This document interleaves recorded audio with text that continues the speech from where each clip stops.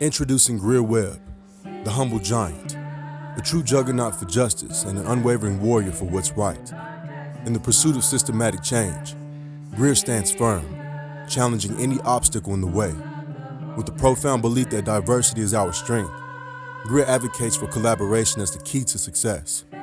Join us in celebrating a visionary committed to making a lasting impact on the journey towards a more just and inclusive world as he joins the Bro Code team as the new host of his own show, Blurred Lines, a new exciting TV show on the Bro Code TV Productions platform.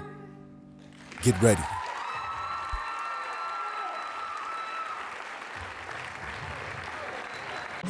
I'm trying to help you from Satan line. I want you to listen. I want you paying attention. I want you to get it. I want you to see it. I want you to achieve it. I want you to believe it.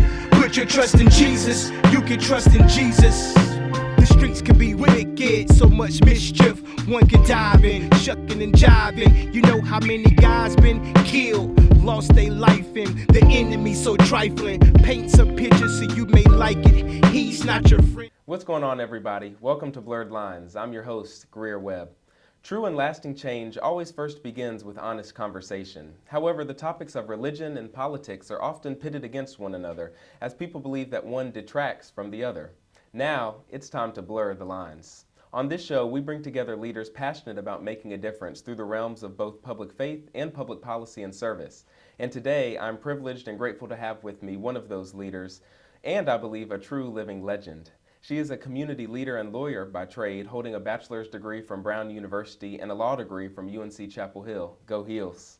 She currently serves as the Congressional representative for North Carolina's 2nd District, and I'm proud to call her my representative, a mentor and a friend, and she is Congresswoman Deborah Ross. Thank you so much for joining me today. Oh, it's a pleasure. I'm so excited for our conversation, and if it's okay with you, Congresswoman, I want to dive right in to some of the questions that I have for you today.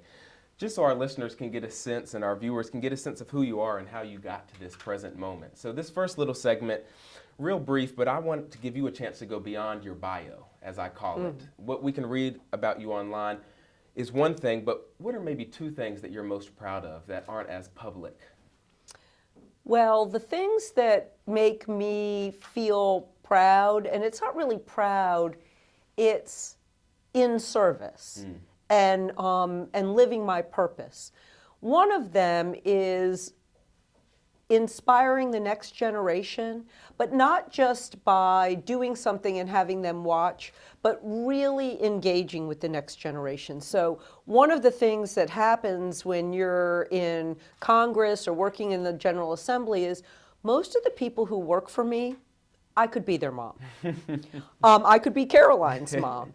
And having these young, passionate, creative, smart people all around me, that gives me energy, and I feel a real sense of purpose to not just deliver for my constituents, but give them an opportunity to see what is possible. Right. So that is one thing that really inspires me. And the other thing is giving voice and agency to people who feel like they don't have voice and agency. I've always felt like I had voice and agency. My parents will tell you when I was like 5, I had a lot of voice and agency in our family. And some people just, you know, that's how they're made. I think that's how you're made too. But there are a lot of people, even people who have privilege, that don't feel like they can have voice and agency. And when I can give that to them through policy or through a perfect example, I've been doing a lot of work for these documented dreamers, you know, young people who come here on their parents' visas, and then when they're 21, they have to self-deport. And there was a hearing in the Congress, and one of these young people was on the panel. Nobody asked her a question. Wow. So of course I did, right? Because she came all the way there. She wanted to tell her story. She felt like this was a compelling thing that people didn't know. And you know, the older people just overlooked her and went to other people. And so just lifting people up that way so that they can tell their story and make a difference, it's what it's all about. That is what it's all about. And that leads me to my first official question, if you will, but that is, what propelled you into public service? Where does all of this energy and passion to fulfill your purpose come from? So I tell people this is my stock answer, but it has the advantage of being true. Being in public service lets me do the two things I like to do. Number one, help people, as we've talked about. And that could be everything from solving a small problem, getting them their tax refund, or whatever my district office does, which is amazing every single day, to then seeing the cause of that problem and fixing the system. So we know we need systemic change in so many different places. And so there's a lot of satisfaction in helping people, but when you see that pattern and you want to break that pattern and make things better, then being a member of Congress gives me the ability to pass laws, introduce things, push agencies, push the private sector to do the right thing. That's awesome. That's awesome. Now, I'm big on mentorship. As you know, you've had the opportunity, and we were so privileged to have you speak to Sidekicks Academy in Durham, and we're all about mentorship, that personalized mentorship that allows young people to see themselves and those who are older and more seasoned than they are, and really gives them a hope. Who are a few of your mentors in life? These can be general or political. I'd love to hear. Yeah, so I have a lot of different kinds of mentors. The first person who I just really, really looked up to was my 8th grade civics teacher, civics and American history teacher, Mrs. Pass, who, she was also the first teacher who like gave me a bad grade, you know, so then of course I want to do better because I wasn't living up to my potential. But she just taught me about the different branches of government, the drivers. I grew up north. She was from North Carolina, and she talked about, you know, the Civil War, slavery, the things that people really didn't grapple with in that kind of way. Particularly, I'm kind of old, you know, back when I was going to school, and she was willing to tell the hard truths and make us look beyond just what was written in the history books. And so she really made me see that I could make a difference on a broader level. And then I absolutely loved Joe Hackney when he was Speaker of the House. I liked the way that he didn't put his ego into doing the right thing for North Carolina. Very different person from me. I kind of want to go fast and, you know, be a little bit more brash, and he very measured, took his time. I learned a lot about the importance of sometimes waiting things out rather than expecting to resolve something immediately. Learned a lot about negotiation from him. And then in Congress, one of my first mentors was Jim McGovern, who chaired the Rules Committee. And, you know, you can want to make change as fast as you want to make change, but you got to know the rules. That's right. And you got to know the rules to know how to work the system, what rules need to be changed. And then if you're going to break the rules, you got to know the consequences. And so knowing and getting to work with the person in charge of the rules, my first year in Congress was huge. That's awesome. That's awesome. Well, thank you so much. I'm so excited to dive into some more questions. This is Blurred Lines. I'm Greear Webb here with Congresswoman Deborah Ross, and we'll be right back. Experience success with the Hills Tandem, your premier management consulting firm. With over 40 years of expertise in grants management, technical assistance, and training support, we ensure precision in every project's life cycle. Our turnkey solutions simplify corporate giving, enhancing your reputation and community impact. For biotech and pharmaceutical firms, our patient-centric programs deliver clear value and ROI. THT is your go-to partner for program project management, service help desk, human resource support, and more. Elevate your success with the Hills Tandem, where excellence is not just a commitment, but a guarantee.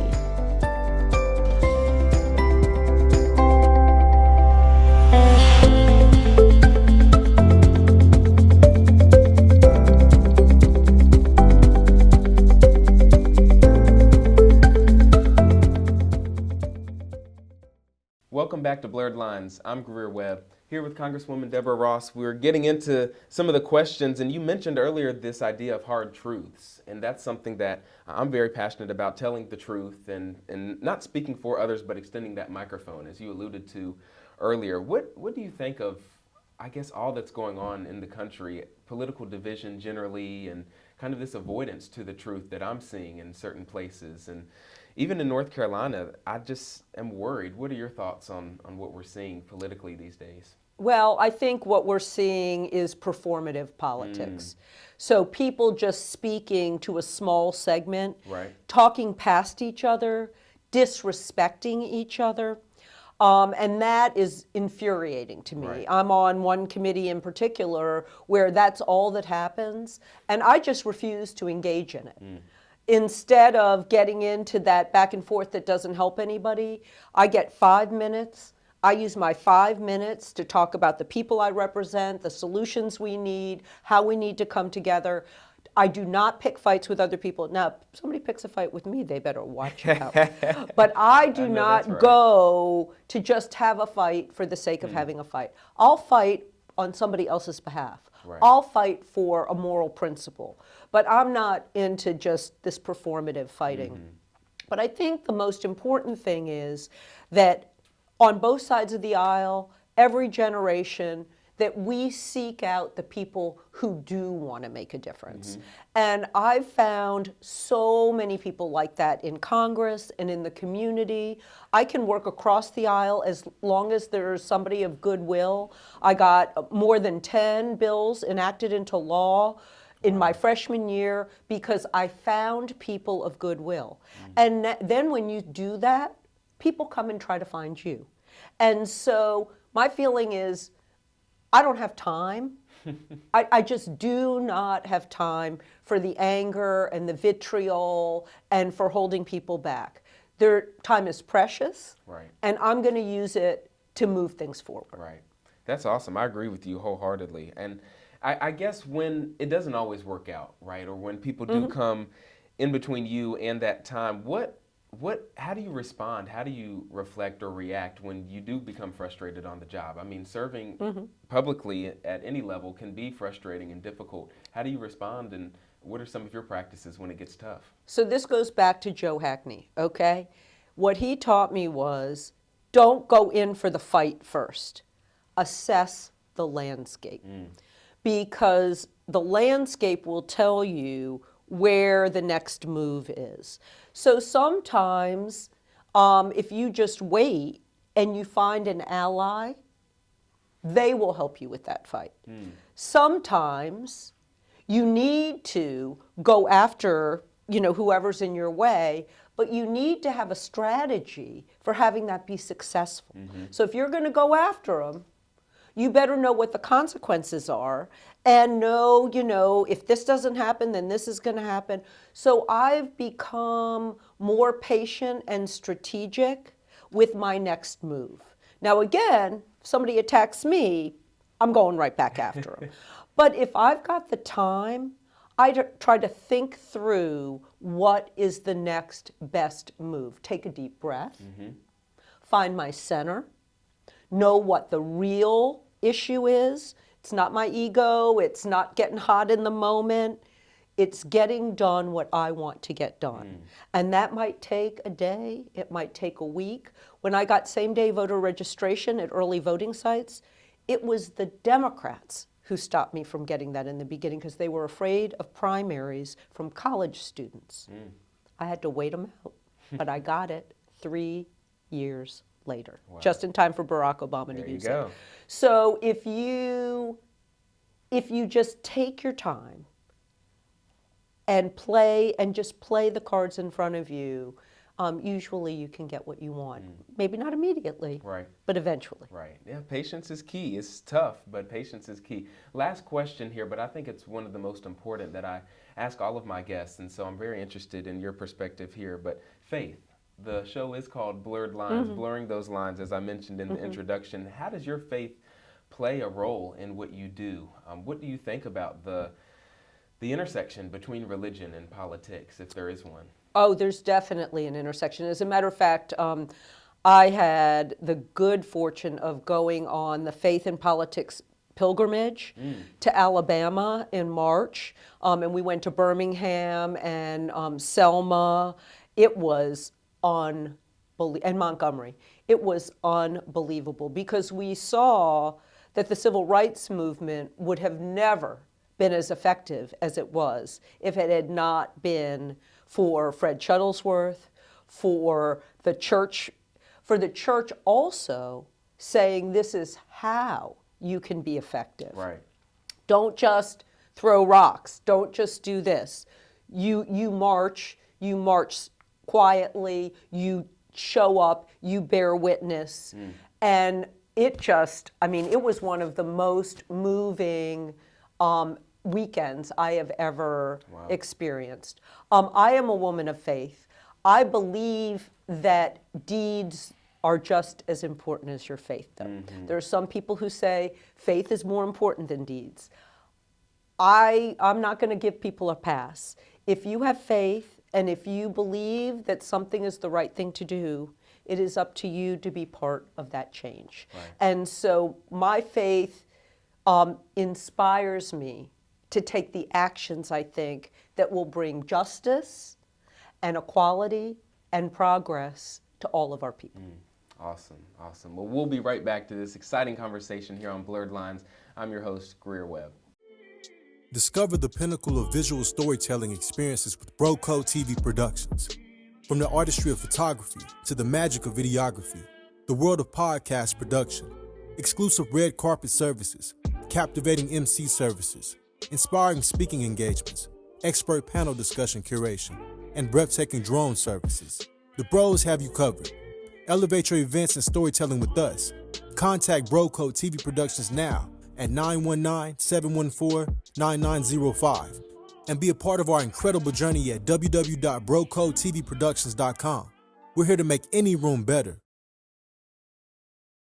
Welcome back to Blurred Lines. I'm Greear Webb. It's now time for what I like to call our Words from the Wise segment. So I'm going to read something for you, and I want you to give me just one word. I know this is tough. I've talked to a lot of pastors and politicians for this show, but just one word when you hear this statement or this question, what comes to mind? So I want you to put on your representative hat for a moment and think about one word that expresses how you feel about your role in guaranteeing equality and justice for your constituents. Now, I've told my other guests this, and I'll tell you too, I really do consider you to be a leader and a legend and a community shepherd, a leader of people. So as you continue to do your best to do what's right, what is one word that expresses your thoughts on equity and justice for North Carolina? Future. Future. Awesome. There you have it. Future.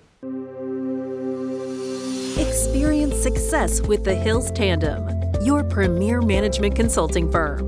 With over 40 years of expertise in grants management, technical assistance, and training support, we ensure precision in every project's life cycle. Our turnkey solutions simplify corporate giving, enhancing your reputation and community impact. For biotech and pharmaceutical firms, our patient-centric programs deliver clear value and ROI. THT is your go-to partner for program project management, service help desk, human resource support, and more. Elevate your success with the Hills Tandem, where excellence is not just a commitment, but a guarantee.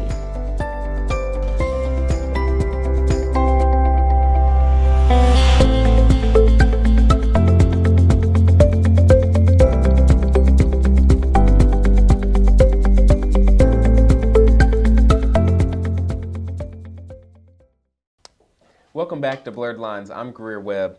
As is custom here on Blurred Lines, I want to present you with this certificate of gratitude, and it also has your word, future, written on it that you just gave us. So thank you so much. It reads, this certificate is presented to you, Representative Deborah Ross, for your commitment to love, justice, and collaboration for people. So thank you so much, and I want to give that to you. Thank you. It's my honor. Thank you for joining us today. I appreciate it. It's my pleasure. We'll be right back here on Blurred Lines. I'm Greear Webb. Discover the pinnacle of visual storytelling experiences with BroCo TV Productions. From the artistry of photography to the magic of videography, the world of podcast production, exclusive red carpet services, captivating MC services, inspiring speaking engagements, expert panel discussion curation, and breathtaking drone services. The bros have you covered. Elevate your events and storytelling with us. Contact Bro Code TV Productions now at 919-714-9905 and be a part of our incredible journey at www.brocodetvproductions.com. We're here to make any room better. Awesome. So, Food for Thought is our last segment. Food Okay. for Thought gives you 60 seconds to just talk to the viewers, anyone who might be tuning in, about anything you'd like related to faith and politics and justice. It can be about your word, or it can be about anything we covered this episode. Well, I like that I got to explain why my word was future. Okay, awesome. And one thing that I've always said is when you make a decision, you need to make a decision that is the right side of history, moving people forward, again, progress Right. and equality. But Speaker Nancy Pelosi would say to us, not based on anything I said, but you don't want to just be on the right side of history. You need to be on the right side of the future. Right. To think ahead, to think about the next generation, to see where things are going and anticipate what might happen. And so I really like thinking about where is this going to go in the future. It's one of the reasons why I love science and technology. Awesome. Because it's not about where we are, it's about where we're going. And it's the other thing is, it's the reason why I would like to work with the next generation. Yes, yes. Well, I appreciate it. Thank you so much for your Thank time. you, thank Really you. appreciate it. Thank you. To my young soldiers out there in the hood, in the ghettos and projects, I know what you see, make you feel hopeless, but there's one you can put your trust in, just gotta believe it. Yo, I'm gifted with the tasking to utilize my rapping to help adolescents evade the daily trappings of the evil one. Everyone knows him by Satan, Lucifer, of course their brother lies. So my mission is to help you to be wise, to rely on God, no matter how hard. Don't let the enemy rob you of your peace. Jesus Christ is so